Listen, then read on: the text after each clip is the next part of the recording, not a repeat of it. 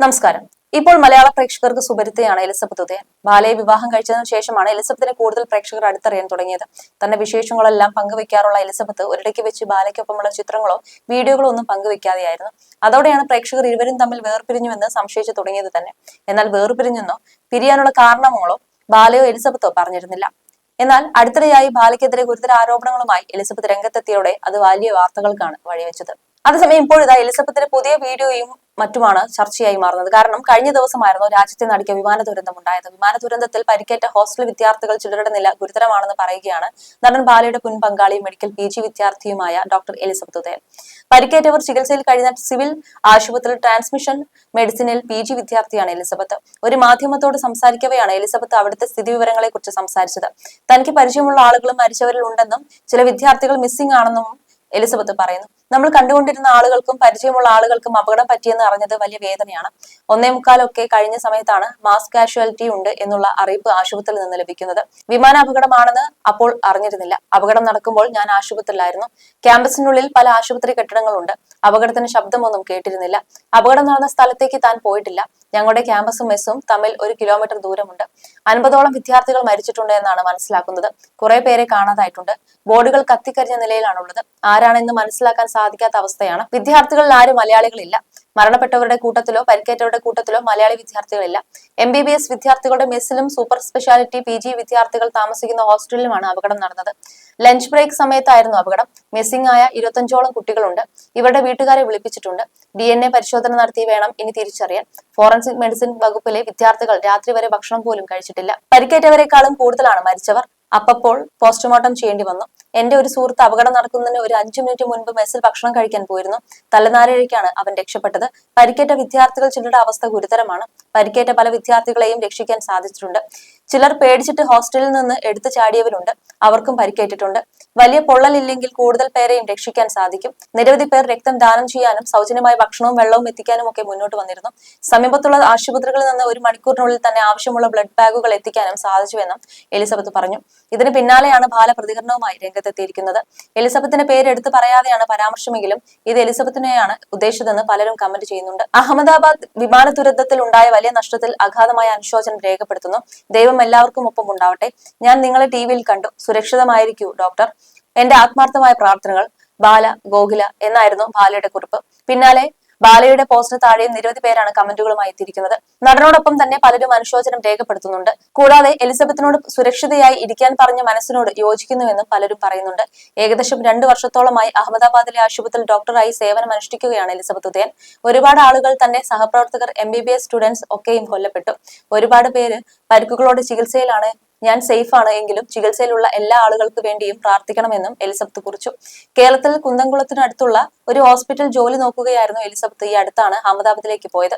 നടൻ ബാലയുടെ മുൻ പങ്കാളി കൂടിയായ എലിസബത്ത് MBBS പഠനം പൂർത്തിയായ ശേഷമാണ് ജൂനിയർ ഡോക്ടറായി സേവനം അനുഷ്ഠിക്കുന്നത്.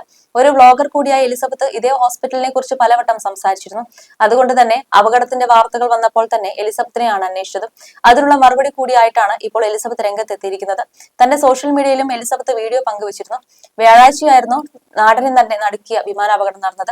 അഹമ്മദാബാദിലെ സർദാർ വല്ലഭായ് പട്ടേൽ വിമാനത്താവളത്തിൽ നിന്ന് പറന്നുയർന്ന എയർ ഇന്ത്യ വിമാനം മിനിറ്റുകൾക്കുള്ളിൽ 15 കിലോമീറ്റർ അകലെ ജനവാസ കേന്ദ്രത്തിൽ തകർന്നു വീണാണ് ദുരന്തമുണ്ടായത്. മേഘാനി നഗറിലെ മെഡിക്കൽ കോളേജ് ഹോസ്റ്റൽ കെട്ടിടത്തിലാണ് വിമാനം തകർന്നു വീണത്. വിമാനാപകടം നടന്ന സ്ഥലത്ത് നിന്ന് 265 മൃതദേഹങ്ങൾ ആശുപത്രിയിൽ എത്തിച്ചതായി റിപ്പോർട്ടുകളുണ്ട്. 230 യാത്രക്കാരും 12 ജീവനക്കാരുമാണ് വിമാനത്തിലുണ്ടായിരുന്നത്. ഇതിൽ ഒരാൾ രക്ഷപ്പെട്ടു. BJ മെഡിക്കൽ കോളേജിലെയും മേഘാനി നഗർ സിവിൽ ആശുപത്രിയുടെയും റെസിഡൻഷ്യൽ ക്വാർട്ടേഴ്സുകളും ഹോസ്റ്റലുമാണ് ഇവിടെ ഉണ്ടായിരുന്നത്. പ്രദേശവാസികളും മരണപ്പെട്ടിട്ടുണ്ട്. തകർന്നു വീണ എയർ ഇന്ത്യ വിമാനത്തിന്റെ ബ്ലാക്ക് ബോക്സ് കണ്ടെത്തിയതായി റിപ്പോർട്ടുണ്ട്. വിമാനത്തിന്റെ പിൻഭാഗത്തുള്ള ബ്ലാക്ക് ബോക്സ് ആണ് കണ്ടെത്തിയതെന്നും രണ്ടാമത്തെ ബ്ലാക്ക് ബോക്സിനായുള്ള തിരച്ചിൽ നടക്കുകയാണെന്നും ദേശീയ മാധ്യമങ്ങൾ റിപ്പോർട്ട് ചെയ്യുന്നു.